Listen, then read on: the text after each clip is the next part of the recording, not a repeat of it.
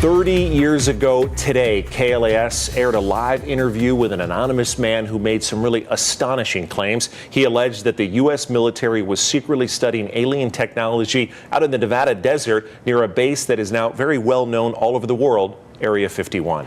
A lot has changed in the decades since Bob Lazar first told this wild story. The Pentagon recently admitted that it really has been secretly studying UFOs and then it wanted to figure out and duplicate that technology. George Knapp looks back at that 1989 interview that started a whole new conversation. It's totally impossible. The propulsion system is a gravity propulsion system. The power source is an antimatter reactor. This technology does not exist at all. The claims sounded like Hollywood sci-fi. Months later, when his identity was revealed, Bob Lazar said he worked at a secret facility near Groom Lake, where alien technology was being reverse engineered, that is, taken apart to figure out how it worked and whether the Pentagon could duplicate it.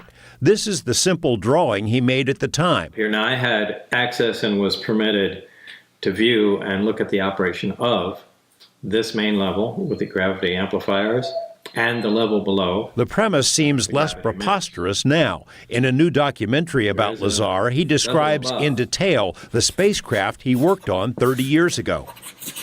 The craft that I worked on, that when it's going to travel a long distance, that is how it operates. It flies along and it puts its belly to the target and then brings all the amplifiers to power and it shoots off in that direction. It doesn't fly as it would in a science fiction movies. It flies with the belly, the bottom forward. If the description of a spacecraft tilting sounds familiar, take a look at the so-called gimbal UFO, a video released by the Pentagon in 2017. Naval pilots encountered a fleet of these unknown craft off the coast of Florida in 2015 and have since had dozens of similar encounters. The spike in UFO incidents prompted a recent policy change by the Navy, which announced it wants to encourage its pilots to report future incidents.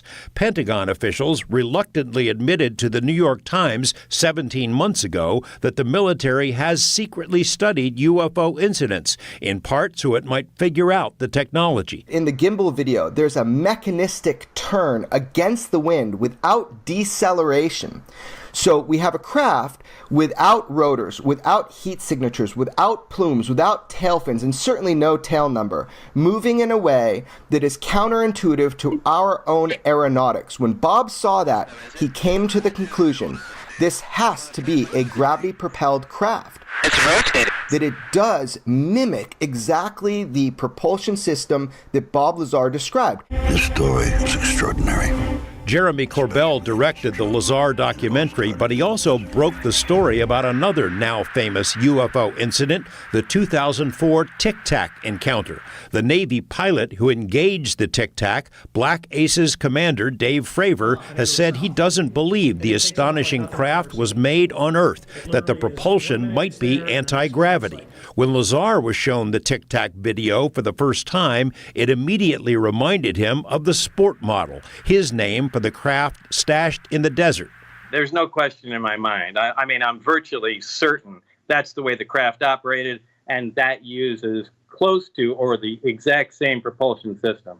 Former Pentagon intelligence officer Lou Elizondo was in charge of ATIP, the secret Pentagon study. He told us one goal of the project was to determine the physics of UFOs, how they can achieve the seemingly impossible.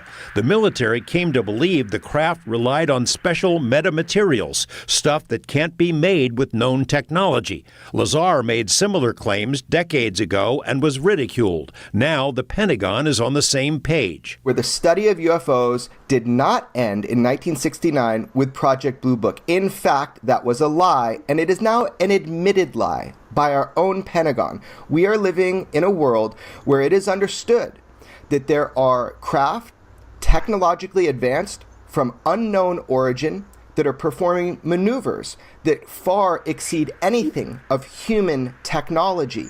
This has been going on a long time, and our government has been studying it. George Knapp, 8 News Now.